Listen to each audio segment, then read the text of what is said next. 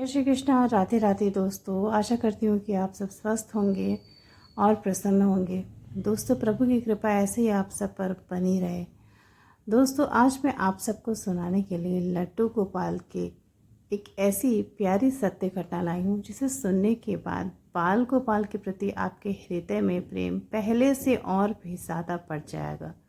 लड्डू गोपाल की सेवा के लिए आपका हृदय व्याकुल हो उठेगा। दोस्तों, आप सब ने ये कहावत तो ज़रूर ही सुनी होगी कि भगवान की भक्ति उसी को मिलती है जिसे स्वयं प्रभु चुनते हैं।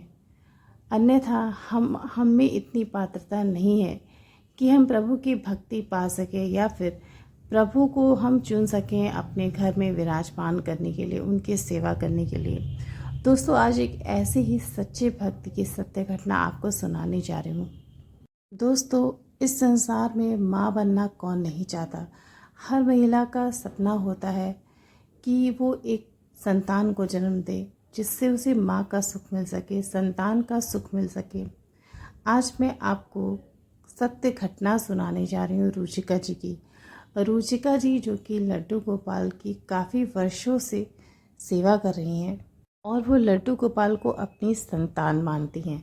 दोस्तों, ऐसा बहुत सारे लोग कहते हैं कि क्या भगवान कभी किसी के भाई हो सकते हैं, किसी के सखा हो सकते हैं, किसी के बेटे हो सकते हैं।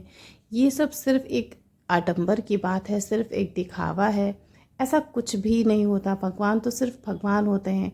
जब वे हमसे मिल नहीं सकते, जब हम उन्हें देख नहीं सकते, तो फिर हम उन्हें बेटा, भाई या दोस्त कैसे बना सकते हैं। ये जिज्ञासा ज़रूर आपके मन में भी कभी ना कभी अचानक से उठती होगी। और अगर ये सवाल आपके भी मन में आता है दोस्तों, तो इस घटना को आप ज़रूर सुनिएगा। दोस्तों, भगवान श्री कृष्ण इतने कृपालु हैं कि जब हम उनसे कोई रिश्ता बनाते हैं, उनके संबंध को हम जब कोई नाम देते हैं, तो हमसे कहीं ज़्यादा उस संबंध को, उस रिश्ते को भगवान स्वयं निभाते हैं। आज मैं आपको रुचिका जी की सत्य घटना सुनाने जा रही हूँ। रुचिका जी जो कि मथुरा में रहा करती हैं और उनके पास उनके एक बहुत ही प्यारे से लड्डू गोपाल है। लड्डू गोपाल का जो उनका जो साइज़ है वो थोड़ा बड़ा है। बिल्कुल आप समझ लीजिए कि जो 1 से 1.5 वर्ष का बच्चा होता है, छोटा बच्चा, उतने बड़े उनके लड्डू गोपाल हैं। आप उन्हें अगर अपनी गोद में लेते हैं तो आपको वैसा ही प्रतीत होगा जैसे किसी नन्हे बच्चे को गोद में लेने पर होता है। दोस्तों, रुचिका जी के विवाह को अभी इस समय 12 वर्ष हो चुके हैं और वो अपने विवाह के 2 या 3 वर्ष के बाद से लड्डू गोपाल की सेवा कर रही हैं। तभी से वो भक्ति भी कर रही हैं। रुचिका जी बताती हैं कि उनके विवाह के 3-4 वर्ष तक जब उन्हें संतान नहीं हुई, तब उन्हें और उनके परिवार में सभी को चिंता होने लगी कि ये संतान होने में विलम्ब हो रहा है, कोई समस्या हो सकती है। मन में अजीब अजीब सी बातें आने लगी कि क्या कभी संतान होगी भी या नहीं, गोद कहीं हमेशा सूनी ना रह जाए। तो रुचिका जी बताती हैं कि ऐसे ख्याल उनके भी मन में आने लगे और ये एक बहुत ही सामान्य सी बात है। किसी के साथ भी अगर ऐसा होता है तो ज़रूर से चिंता होने लगती है। तो रुचिका जी को उन दिनों उनकी किसी जान पहचान के व्यक्ति ने, किसी मित्र ने बताया कि लड्डू गोपाल की सेवा करने से, यानी कि भगवान श्री कृष्ण का जो बाल रूप है उसकी सेवा करने से संतान की प्राप्ति होती है। और रुचिका जी बताती हैं कि उस समय मैं बहुत ज़्यादा परेशान थी। जिसने भी मुझे बताया लड्डू गोपाल की सेवा के बारे में, मैंने तुरंत उसकी बात मानकर और बाल गोपाल का एक बहुत ही प्यारा सा विग्रह खरीद लिया। जब उन्होंने विग्रह वो जब खरीदने के लिए दुकान पर गई तो उनके साथ में उनकी सास भी थी, क्योंकि वो पूजा पाठ काफ़ी किया करती हैं, लेकिन उन्होंने कभी लड्डू गोपाल की सेवा नहीं की थी। रुचिका जी को जो विग्रह पसंद आ रहा था वो काफ़ी बड़ा विग्रह था। वही विग्रह उनके पास अभी है, लेकिन वो विग्रह उनकी सास को पसंद नहीं आ रहा था क्योंकि वो विग्रह काफ़ी बड़ा था। और ये नियम है, सिद्धांत है कि जो बड़ा विग्रह होता है दोस्तों, उसे प्रायः घर पे विराजमान नहीं करना चाहिए। वो मंदिर जैसे स्थलों के लिए होता है। लेकिन रुचिका जी बताती हैं कि जब मैंने उस विग्रह को देखा तो मेरी पता नहीं क्यों जान अटक गई उस विग्रह में और मुझे ऐसा प्रतीत हो रहा था कि वो साक्षात कोई बच्चा ही है। वो साक्षात प्रभु श्री कृष्ण ही हैं जो कि एक नन्हे से बच्चे के रूप में है। वो प्रतिमा कहीं से भी प्रतिमा लग ही नहीं रही थी। उसका श्रृंगार और सब कुछ इतना ज़्यादा प्राकृतिक सुंदर लग रहा था कि बस उनकी इच्छा नहीं हुई कि मैं इस विग्रह को यहाँ छोड़ूं। उनकी सास ने बहुत बार मना किया कि देखो इतना बड़ा विग्रह ले जाना, उतनी ही सेवा करनी पड़ती है, वो भगवान है, वो कोई खिलौना नहीं कि हम लेके गए और घर पर उन्हें बैठा कर छोड़ दिया। जितना भी बड़ा विग्रह होता है उतनी ज़्यादा उसकी सेवा होती है, उतने अधिक उसमें नियमों का अनुसरण करना होता है। तो उनकी सास ने बोला कि तुम विग्रह लो लेकिन थोड़ा छोटा लो, इतना छोटा लो कि तुम्हें सेवा करने में आसानी हो, वस्त्र वगैरह खरीदने में सिलने में आसानी हो। रुचिका जी बताती हैं कि मेरी सास ने मुझे बहुत समझाया और मेरे भी मन में ये बात आ रही थी कि पता नहीं इतने बड़े विग्रह की मैं सेवा कर पाऊंगी या नहीं। वस्त्र आभूषण सभी चीज़ों की व्यवस्था करनी होती है, तो कठिन तो बहुत था, लेकिन मेरा मन नहीं माना कि मैं उस विग्रह को छोड़ूं। और इसलिए रुचिका जी ने लड्डू गोपाल का वही बड़ा वाला विग्रह, बहुत ही मनमोहक सा जो था, उसे उसी समय खरीद लिया और अपने घर पर वे ले गई। अब घर ले जाने के बाद वो बताती हैं कि जब मैं प्रभु को अपने घर ले गई, उसी दिन से मेरे घर में सब कुछ इतना ज़्यादा उल्टा सीधा होने लगा कि मेरी सासू माँ को ऐसा लगने लगा कि लड्डू गोपाल के घर आने की वजह से कठिनाइयाँ बहुत ज़्यादा बढ़ गई। उन्हें ऐसा भी लग रहा था कि हमने गलत किया मूर्ति खरीद के, वो शुभ नहीं है। लेकिन मेरे मन में ऐसी कोई भी बात नहीं थी। भगवान कभी अशुभ हो ही नहीं सकते हैं, वो चाहे बड़े हों या छोटे हों। भगवान तो हमेशा मतलब कृपा ही करते हैं सबके ऊपर। रुचिका जी बताती हैं कि जैसे मुझे ऐसा प्रतीत हुआ कि बाल गोपाल के घर आते ही उनकी परीक्षाएं शुरू हो गई। घर में उसी के अगले दिन बहुत ढेर सारे मेहमान आ गए। मेहमानों के आने की वजह से वो ठीक से बाल गोपाल की सेवा नहीं कर पा रही थी। अभी एक ही दिन हुआ था लड्डू गोपाल को घर आए और घर में पहले की तुलना में काम बहुत ज़्यादा बढ़ने लगे। फिर उनकी सास की बहुत ज़्यादा तबीयत ख़राब हो गई, उनके हाथ में चोट लग गई और जिसकी वजह से उनका भी सारा काम वो रुचिका को ही करना पड़ता था। वो अपने हाथों से खाना तक नहीं खा पा रही थी। तो सभी को और रुचिका को भी ऐसा लगने लगा कि लड्डू गोपाल के घर आने के बाद इतनी ज़्यादा घर में झंझट परेशानियां बढ़ गई हैं, कहीं ऐसा तो नहीं कि मैंने कोई गलत निर्णय लिया विग्रह को खरीद के। मतलब तरह तरह की बातें आने लगी और अंततः उनकी जो सास थी वो इस बात पर मतलब अड़ गई कि लड्डू गोपाल घर में आने ही नहीं चाहिए थे। जब से वो आए हैं तब से घर की परिस्थितियाँ विपरीत हो गई हैं। खैर रुचिका बताती कि मैं फिर भी बहुत मेहनत करती रही, हर रोज़ बाल गोपाल को भोग लगाती थी और घर का सारा काम निपटाने के बाद मैं स्नान करके और फिर उसके बाद बाल गोपाल की सेवा करती थी। लेकिन जैसे चुनौतियां तो ठहरने का नाम ही नहीं ले रही थी। रुचिका जी बताती हैं कि लड्डू गोपाल जब घर में आए उसके 2 महीने के बाद उनके पति ने अचानक से ही जॉब छोड़ दी। कोई ऐसी समस्या उनकी कंपनी में आ गई जिसकी वजह से उन्हें जॉब को छोड़ना पड़ा और वो जो उन्होंने अपनी नौकरी छोड़ी वो एक लंबे समय तक के लिए वो समस्या हो गई। करीब साल भर तक उनके हस्बैंड जॉब नहीं किए थे, घर पर ही बैठे हुए थे, जिसकी वजह से घर में आर्थिक समस्या भी होने लगी। दोस्तों रुचिका जी बताती हैं कि मेरे जीवन में असली समस्या तो तभी से शुरू हुई। अभी तक तो सिर्फ यही था कि उन्हें संतान नहीं हो रही थी, लोगों की तरह तरह की बातें उन्हें सुननी पड़ती थी। लेकिन लड्डू गोपाल के आने के बाद जैसे सभी उनके ऊपर दोषारोपण करने लगे और सबसे ज़्यादा इस बात का दोष उनके सर पे मढ़ा जाता था कि लड्डू गोपाल घर पे आने की वजह से घर में इतनी सारी समस्याएं आ गई। और ये बात सुन के रुचिका को बहुत बुरा लगता था। लड्डू गोपाल के घर में आने के बाद दोस्तों 5 वर्ष बीत गए, लेकिन रुचिका अभी तक गर्भवती नहीं हुई, उसे संतान नहीं हुई। अब रुचिका के मन में भी निराशा बहुत ज़्यादा आ गई थी, क्योंकि उसे ऐसा लगने लगा था कि ये सुख उसके भाग्य में है ही नहीं। और उनकी सास जो थी वो तो पूरी तरह से लड्डू गोपाल से चिढ़ने लगी थी कि लड्डू गोपाल कोई है ही नहीं, ना वो प्रभु है, ना वो कृपा कर सकते, ना उनकी पूजा से कुछ होता है। दोस्त रुचिका बताती हैं कि उनकी सास लड्डू गोपाल से इतना ज़्यादा चिढ़ने लगी थी कि जब वो सुबह सुबह बाल गोपाल को भोग लगाकर जाती थी तो उनकी सास क्रोध में आकर लड्डू गोपाल के सामने रखा हुआ भोजन और भोग की थाली वो ले जाकर घर से बाहर एक कुत्ते को खिला दिया करती थी। पहले तो रुचिका समझती रही कि क्या पता जो भोग होता है वो माँ जी किसी को बांट देती हैं या खा लेती होंगी या प्रसाद के तौर पर सबको बांट देती हैं। लेकिन एक दिन जब स्वयं रुचिका घर से बाहर कुछ सामान लेने गई थी और जब वो घर आ रही थी, घर में घुसते समय उन्होंने देखा कि लड्डू गोपाल की थाली उनके सास के हाथों में थी और वो उसी थाली से एक कुत्ते को उनका भोग खिलाया जा रही थी। ये देखकर रुचिका के होश उड़ गए और उन्हें बहुत क्रोध आया। उन्होंने अपनी सास को बहुत ज़ोर से डांटा भी। हालांकि वो बड़ी थी, उन्हें इस तरह से बोलने में रुचिका को बहुत संकोच आ रही थी, लेकिन वो ऐसी हरकत, ऐसा व्यवहार कर रही थी कि उन्हें उस समय डांटना और बोलना बहुत ज़्यादा आवश्यक था। वो स्वयं भगवान का प्रसाद एक कुत्ते को खिला रही थी। क्या वो ये व्यवहार करके आखिर वो क्या जताना चाह रही थी, वो क्या दिखाना चाह रही थी? वो अपनी नाराज़गी प्रभु के ऊपर दिखा रही थी।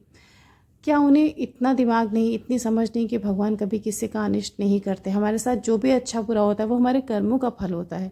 वो इतनी बुजुर्ग होकर आखिर ऐसा व्यवहार एक कि भगवान की प्रतिमा के साथ वो कैसे कर सकती हैं? ये देखकर रुचिका को बहुत ज़्यादा क्रोध आया और उसने अपनी सास को बहुत ऊंची आवाज़ में बहुत तेज़ डांटा और उनके हाथ से भोग की थाली लेकर वो अंदर चली गई। उसे साफ किया। लेकिन अब तो वो इस लायक वो थाली नहीं थी कि वो भगवान के प्रयोग में लाया जा सके, इसलिए रुचिका ने घर से बाहर उस थाल को फेंक दिया। अपनी सास के इतने बुरे व्यवहार से वो बहुत ज़्यादा दुखी थी। आखिर वो बोलती भी तो क्या बोलती? वो जब भी अपनी सास को डांटती थी उसके पति उसके ऊपर ही भड़क पड़ते थे। अंदर से वो बहुत ज़्यादा दुखी हो चुकी थी। एक तो माँ न बन पाने का दुख, अपने आप में ही एक हीन भावना से वो ग्रसित हो गई थी। उसके बाद लड्डू गोपाल को ही अपना पुत्र मानना उसके लिए एक बहुत बड़ा अपराध साबित हुआ, क्योंकि उसकी सास इस बात का विरोध करती थी कि अगर तू इतनी भक्ति करती तो भगवान से तेरा दुख, वो तेरे दुख को कम क्यों नहीं कर देते? इतने सालों से तू लड्डू गोपाल की सेवा कर रही, आखिर सिर्फ एक संतान वो तुझे नहीं दे पाए, ऐसे भगवान की सेवा करने की तुम्हें क्या ज़रूरत है? लेकिन लड्डू गोपाल की सेवा करने से रुचिका को जो सुख मिलता था वो उसे नहीं समझ सकती थी। अगले दिन रुचिका जब सो के उठी, उसकी बिल्कुल इच्छा नहीं हुई कि वो बाल गोपाल की सेवा करे, क्योंकि फिर हमेशा वही रोज़ के ताने उसके लिए उसे सुनने पड़ते और उसकी सास जो है वो कुत्ते को भोग खिला देती। एक दिन रुचिका के दिमाग में ऐसे ही आया कि मैं अब बाल गोपाल की सेवा करूँगी ही नहीं, मुझे नहीं करनी लड्डू गोपाल की सेवा। उसे अंदर से बहुत ज़्यादा निराशा का भाव उसके मन में आ गया और उसने सेवा ही छोड़ दी। एक दिन की बात है, रुचिका बताती कि मुझे अंदर से इतनी ज़्यादा निराशा हुई कि मैं घर से बाहर चली गई।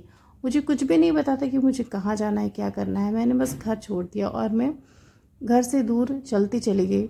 जब मैं थोड़ी दूर पे आगे गई तो वहाँ मुझे एक गोपाल मंदिर दिखा। दोस्तों, रुचिका जी बताती हैं, जो बात मैं आपको बताने जा रही हूँ इस सत्य घटना की वो खास बात है। रुचिका बताती हैं कि जो गोपाल मंदिर उन्हें वहाँ मिला जहाँ पर वो गई, वो भगवान श्री कृष्ण का मंदिर उस शहर में, उस जगह पर, उस स्थान पर रुचिका को पहले कभी भी नहीं दिखा था। ये एक बहुत ही आश्चर्य वाली बात है। रुचिका जी बताती हैं कि उस दिन वो गई और वहाँ पे उन्हें एक राधा कृष्ण का मंदिर दिखा, गोपाल जी का मंदिर दिखा, गौ माता का भी मंदिर था। वहाँ पर वो गई और वहाँ पर जाने पर उन्हें बहुत सुकून महसूस हुआ। एक बहुत ही विशाल सा वहाँ बरगद का वृक्ष था। उस वृक्ष के नीचे कुछ पुरानी प्रतिमाएं पड़ी हुई थी। वहीं पर रुचिका बैठ गई और वहाँ बैठने के बाद रुचिका को बहुत सुकून मिला, बहुत ही राहत की सांस ली उसने। रुचिका की ऐसी इच्छा हो रही थी कि आज इस स्थान को छोड़कर मैं कहीं भी ना जाऊँ। उसकी बिल्कुल भी इच्छा नहीं थी कि मैं अपने घर वापस जाऊँ, क्योंकि उसके घर का माहौल बिल्कुल भी अच्छा नहीं था, सिर्फ उसकी सास की वजह से। रुचिका बहुत देर तक वहाँ पर बैठी रही। उसकी आंख लग गई, तभी उसने सपना देखा कि मेरे लड्डू गोपाल भूखे हैं, मैंने आज उन्हें ना जल पिलाया ना उन्हें भोग लगाया। उसकी इच्छा हुई कि चलो अब घर चलते हैं, घर तो जाना ही है, घर जाकर लड्डू गोपाल को भोग लगा देते हैं।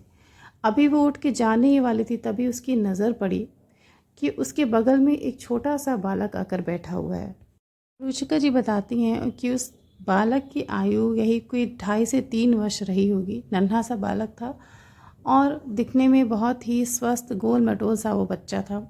उसकी चेहरे की रंगत बिल्कुल सांवली थी, बाल बहुत के घुंघराले से थे।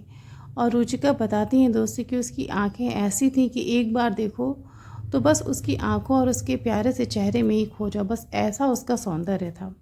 रुचिका ने उस बच्चे को देखा और एक टक वो उसे देखती रह गई। उसे देखते ही रुचिका के मन में मातृत्व की भावनाएं थीं, वो अपने आप ही जैसे बाहर छलकने लगी।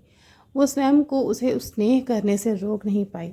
रुचिका ने उस बच्चे से बातें की कि तुम कौन हो, कहाँ रहते हो। उस बच्चे ने भी रुचिका से हंसते मुस्कुराते हुए ढेर सारी बातें की और रुचिका को ऐसा लगा कि अब बहुत देर हो रही, मुझे घर जाना है। रुचिका ने उस नन्हे से बच्चे का नाम पूछना उससे भूल गई। वो भूल गई कि उसका क्या नाम था, या फिर उसने बताया भी होगा तो उसे याद नहीं था। अचानक से रुचिका को याद आता है कि मुझे घर जाना है। वो उस बच्चे से बोलती है कि बेटा मेरी देर हो रही है कि और अब मैं यहाँ से जा रही हूँ, तुम अपने घर चले जाना, कहीं और इधर उधर मत जाना। रुचिका को उस छोटे से बच्चे की बहुत चिंता हो रही थी। रुचिका उठकर जाने लगती है, वो मुड़ जाती है और तभी पीछे से एक बहुत ही प्यारी कोमल सी आवाज़ सुनाई देती है, मैया। रुचिका ये शब्द सुनते ही रुक जाती है। वो मुड़ कर देखती है तो वही नन्हा सा बालक उसे मैया कहकर पुकारता रहता है। और रुचिका ये मैया शब्द सुन के जैसे बिल्कुल मुग्ध हो जाती है। उसके हृदय को इतना आनंद मिलता है, अभी तक की जितनी उसके हृदय में पीड़ा होती है दोस्तों माँ न बन पाने की, वो सारी पीड़ा उस एक क्षण के आनंद से अपने आप ही मिट जाती है। उस बच्चे के शब्द से माँ सुनकर रुचिका के हृदय में इतना आनंद होता है कि वो अपने सारे दुखों को भूल जाती है। वो वापस आती है उस बच्चे के पास, उसे स्नेह करती है, अपने हाथों से स्पर्श करती है, उसे ऊपर से नीचे तक निहारती है, देखती है कि उसका सुंदर सा शरीर, उसके शरीर पर प्यारे प्यारे आभूषण कितने खूबसूरत लग रहे हैं। फिर से वो उसे जाने के लिए कहती है और अपने आप को संभालते हुए वहाँ से वापस अपने घर चली जाती है। वो घर आती है तो देखती है कि उसकी सास अपने कमरे में कुछ काम कर रही, घर में सन्नाटा पस रहा है और वो अंदर की ओर चली जाती है। घर का माहौल बिल्कुल शांत रहता है। उसे लड्डू गोपाल को भोग लगाना था। वो अपने हाथ पाँव धुलती है और किचन में जाकर लड्डू गोपाल के लिए भोग तैयार करने लगती है। उस दिन रुचिका ने अपने प्यारे बाल गोपाल के लिए बहुत ही स्वादिष्ट सी खीर बनाई थी। वो खीर लेकर आती है अपने लड्डू गोपाल को भोग लगाने के लिए और तब उसे ऐसे दर्शन होते हैं जिसे देखकर उसके पैरों तले ज़मीन खिसक जाती है। दोस्तों रुचिका अपने लड्डू गोपाल को स्नेह करने चलती है, तभी उसकी नज़र पड़ती है लड्डू गोपाल के पाँव पर। उनके पाँव में एक बहुत ही प्यारी सुंदर सी पायल थी जिसे रुचिका ने पहनाई ही नहीं थी। रुचिका छूकर उस पायल को देखने लगती है, तभी उसे ध्यान आता है कि मैंने पहले इस पायल को कहीं देखा था। रुचिका अपने दिमाग पर जोर डालने लगती है कि मैंने पहले इस पायल को कहाँ देखा था, किसे पहने में देखा था, या फिर मैंने ये पायल खरीदी कब, लड्डू गोपाल ने आकर कैसे ये पायल पहन ली। रुचिका अपने दिमाग पर बहुत जोर डालती है दोस्तों, तभी उसके स्मरण में वो झलक आ जाती है उस नन्हे से बच्चे की जिससे अभी ही वो मिल कर आई थी। वही की वही पायल उस नन्हे से बालक ने अपने पैरों में धारण की थी। ज़रा सा भी अंतर नहीं था। रुचिका लड्डू गोपाल के पैरों से वो पायल निकाल कर ध्यान से देखने लगती है दोस्तों। वो पायल वही रहती है जो उस बालक ने पहनी हुई थी। अब तो रुचिका के शरीर का रोम रोम आनंद से भर जाता है। उसे ऐसा प्रतीत होता है कि वो साक्षात ठाकुर जी से मिलकर आई है। वही पायल जो बाल गोपाल ने धारण की थी, आखिर उस बालक ने कैसे धारण की। इतना अद्भुत सौंदर्य किसी बालक का कैसे हो सकता है जिसे देखते ही मन मुग्ध हो जाए। रुचिका समझ जाती है कि उसे अभी अभी उसके ठाकुर जी ने दर्शन दिए। वो आनंद से भर जाती है। उसे ऐसा प्रतीत होता है कि अगर आज मैं माँ बन चुकी होती तो शायद मुझे ये आनंद कभी भी भोगने को नहीं मिलता, क्योंकि मैं उस प्रमाद में अपने प्रभु को भूल चुकी होती। माँ बनने की खुशी में मैं अपने प्रभु की कृपा को नज़रअंदाज कर देती। रुचिका के मन में जैसे अब सारी इच्छाएं धीरे धीरे ख़त्म होने लगी। उसे सिर्फ अब अपने प्रभु दिखाई दे रहे थे। तो रुचिका बताती है कि उस दिन उसने बाल गोपाल को खीर का भोग लगाया। वो रात में उन्हें शयन कराने के बाद अपने कमरे में चली गई, लेकिन वो रात भर जागती रही, सिर्फ इस इंतज़ार में कि जल्दी से सुबह हो और मैं वापस उस मंदिर में जाकर फिर से उस बालक से मिलूं। फिर से मैं देखूं क्या वे पायल वही है जो मेरे ठाकुर जी ने पहनी है। क्या मेरे मन का संदेह सत्य है या फिर मेरा वहम है। दोस्तों रुचिका रात भर जगी रहती है। वो एक क्षण के लिए भी नहीं सोती। सुबह होती है और वह स्नान करके मंदिर निकल पड़ती है, मंदिर के लिए। और दोस्तों ये बात जानकर आप सबको हैरानी होगी, शायद आपको ये झूठ लगे, ये मिथ्या लगे।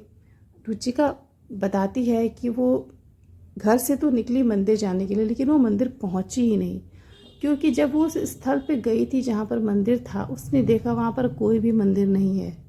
वो बहुत दूर तक ढूंढती रही उस मंदिर को, उस बरगद के पेड़ को, पर रुचिका बैठी थी और वो उस नन्हे से बालक से मिली थी। लेकिन दोस्तों मंदिर होता तब तो मिलता, वहाँ ना तो कोई पेड़ था, ना तो कोई मंदिर था, और ना वहाँ पर ऐसी कोई भी निशानी थी जो एक दिन पहले रुचिका को दिखी हो, मिली हो। रुचिका बिल्कुल स्तब्ध रह गई कि ऐसा कैसे हो सकता है। उसे विश्वास हो गया कि उसके ठाकुर जी ने वहाँ उसे दर्शन देने के लिए ही बुलाया था। वो और कोई बच्चा नहीं, स्वयं ठाकुर जी थे। रुचिका बहुत ही आनंद भरे मन से वापस आती है और वापस देखती है कि लड्डू गोपाल ने वही पायल अभी तक धारण की हुई थी। वो पायल आज भी अपने लड्डू गोपाल को हर रोज़ पहनाती, वो कभी भी नहीं निकालती, क्योंकि वो स्वयं ठाकुर जी ने रुचिका को उसके लड्डू गोपाल के लिए दी थी। दोस्तों, हमें सांसारिक चीज़ें हम हमेशा प्रभु से मांगते हैं और शायद उसका कभी भी अंत नहीं होता। कभी हम संतान मांगते हैं, कभी हम धन संपत्ति मांगते हैं, कभी सुख समृद्धि मांगते हैं। एक मनुष्य की जो इच्छाएं होती हैं वो कभी भी ख़त्म नहीं होती हैं, क्योंकि ये सब कुछ माया से भरी होती है, माया से जुड़ी होती है दोस्तों। लेकिन अगर एक बार हम भगवान के आनंद का पान कर लेते हैं दोस्तों, तो हमें सारी माइक सुख, ये सब कुछ हमें फीके लगने लगते हैं भगवान के सौंदर्य और उनके आनंद के सामने। रुचिका के साथ भी कुछ ऐसे ही हुआ। रुचिका बताती है कि मेरी इच्छा बिल्कुल ख़त्म हो गई माँ बनने की, मुझे अब कुछ भी नहीं चाहिए था, ना मुझे संतान चाहिए था, ना मुझे मातृत्व का सुख चाहिए था दोस्तों। लेकिन एक दिन अचानक से उसके साथ एक बड़ी ही अद्भुत सी घटना घटती है। रुचिका को उसके विवाह के 6 वर्ष के बाद पता चलता है कि वो गर्भवती है। और दोस्तों, ये बात जानने के बाद उससे भरोसा नहीं होता है कि ऐसा हो सकता है, क्योंकि उसने बिल्कुल उम्मीद छोड़ दी थी और उसकी कोई भी इच्छा नहीं थी। अब उसकी इच्छा सिर्फ अपने ठाकुर जी की सेवा और भक्ति थी। ये खबर जब उसकी सास को पता चली तो उनकी खुशी का ठिकाना नहीं था। उन्होंने लड्डू गोपाल से बहुत क्षमा मांगी और बहुत ही आभार व्यक्त किया। ठाकुर जी ने उनकी सुन ली। दोस्तों, रुचिका को कुछ दिन बाद एक पुत्र की प्राप्ति हुई और अब उसका जीवन संपूर्ण हो गया। उससे उसके प्रभु मिल गए, उसके ठाकुर जी मिल गए और वो चीज़ मिल गई जो उसके भाग्य में नहीं था, माँ का सुख, एक संतान का सुख, जो उसकी किस्मत में था ही नहीं। रुचिका जी कहती हैं कि मेरे भाग्य में माँ बनना नहीं था, लेकिन मेरे ठाकुर जी ने मुझे ये सुख दिया, मुझे ये खुशी दी। रुचिका कहती है कि ऐसा भी हो सकता था, जब वो माँ नहीं बनी तो उसने ठाकुर जी की सेवा छोड़ दी। ऐसा बहुत सारे लोग करते हैं, जब उनकी इच्छाएं पूरी नहीं होती तो वो प्रभु की सेवा छोड़ देते हैं, उनके पर दोष लगाते हैं कि मेरी इच्छा नहीं पूरी हुई तो मैं पूजा सेवा क्यों करूं। लेकिन रुचिका ने ऐसा बिल्कुल नहीं किया। उससे अपने प्रभु पर इतना भरोसा था जितना किसी पर भी नहीं था। उसे पता था कि वो ज़रूर एक न एक दिन रुचिका का कल्याण करेंगे और उसे ठाकुर का ही निर्णय सर्वोपरि लगा। उसने इस बात को मान लिया कि मेरे प्रभु जो भी मेरे लिए करेंगे वो बिल्कुल सही करेंगे।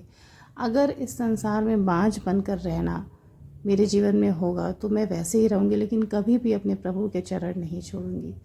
तो दोस्तों, अच्छा भक्त चाहे दुख मिले या सुख मिले, कभी भी अपने प्रभु का आश्रय नहीं छोड़ता और रुचिका जी ने यही किया। उन्होंने कभी भी अपने लड्डू गोपाल को नहीं छोड़ा। इतने सारे विरोध और इतनी सारी विपरीत परिस्थितियों के बजाय अपने ठाकुर जी की सेवा करती रही और देखिए, उन्हें ठाकुर जी के दर्शन भी हुए, उन्हें उनकी गोद भी भर गई, वो माँ भी बन गई।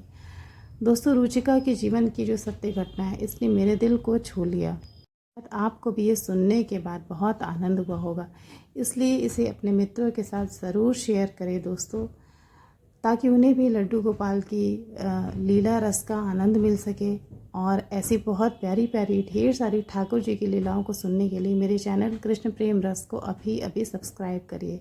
तो दोस्तों, कल मिलती हूँ आपसे एक ऐसी ही प्यारी सत्य घटना को लेकर। जय श्री राधे।